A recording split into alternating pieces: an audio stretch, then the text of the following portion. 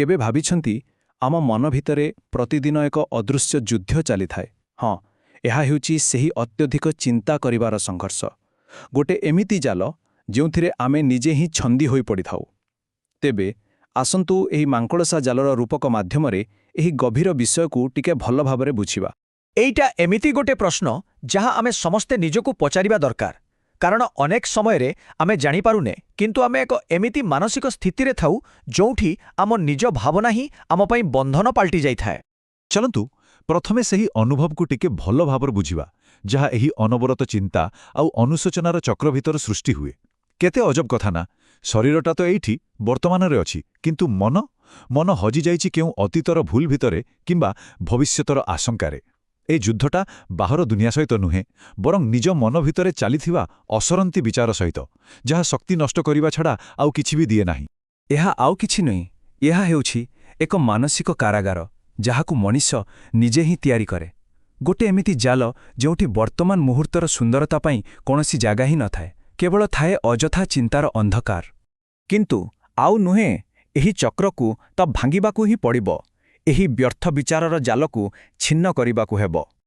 आउ एही व्यर्थ विचारर जालकु काटी वर्तमानर स्वच्छ आलोक भितरकु आसिबाकु हेबो एवं आउ एही मानसिक बंदित्वरु निजकु संपूर्ण रूपे मुक्त करिबाकु पड़िबो, काहेकिना प्रकृत स्वाधीनता तो सेठी ही अछि। अच्छा, तबे चलंतु टिके भितरकु जाई देखिबा, ए जो मानसिक जाल एहा पछर तर्क बा जुक्तिटा कोन? एहा केवल गोटे भावनात्मक जंत्रणा नुहे, एहा पछरे गोटे मौलिक कारण भी लुचि रहिछि। देखंतु एइठी प्रकृत पार्थक्यटा सामनाकु आसुछि। प्रकृतिरे मांकड़ा निजर आवश्यकता पाई शिकार पाई जाल बुणे, किंतु मनीष सृष्टिर सबुठु बुद्धिमान प्राणी होई भी निज मन भितरु व्यर्थ विचारर सूता बाहर करी एमिति गोटे जाल बुणे जोंथिरे से निजे ही छंदी होई जाए। हेले गोटे बहुत जरूरी कथा मने रखिबाकु हेबो, जदि एही जालटा निजे बुणा जाइछि तेबे एहाकु काटिबार शक्ति मध्य निज भितरे ही अछि। तेबे प्रश्न उठुछि, ए समस्यार समाधान कौन? क्योंठु मिलिबो सेही ज्ञानर खंडा जहा एही जालकु काटी पारिबो? जानिचंती, एहार समाधान कोनोसी नवा आविष्कार नुहे, बरं एहा एक प्राचीन आउ चिरंतन सत्य जहा जुग जुग धरी आमको रास्ता देखाई आसुछि। यार अर्थ बहुत स्पष्ट। जेउ विचार ए जाल तैयारी करुछि, सेही विचार ही एहाकु काटिबार अस्त्र भी होई पारिबो। एहार माने एया नुहे जे आमकु चिंता करिबा पूरापूरी बंद करिदेबाकु पड़िबो ना, बरं आम विचारर दिग आउ गुणवत्ताकु बदलाइबाकु पड़िबो।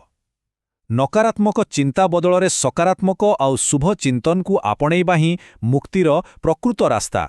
चलंतु एबे सीभा सेही रास्ता विषय कथा हेबा जहा आमको मुक्ति देई पारिबो। तेबे ए सबरु आमे कौन सिखिले? एही केतोटिए मुख्य कथा मने रखिले ही रास्ताटा पूरा सफा देखाजिबो। मोटामोटी कथा हेला, समस्यार मूल जदि निज भितरे अछि तेबे समाधानर शक्ति भी निज भितरे ही अछि। तेबे वर्तमान निष्पत्ति नेबार समय कौन करिबा? सेही विचारर जालरे छंदी होई रहिबा ना सचेतनतार मुक्त आकाशरे उड़िबा?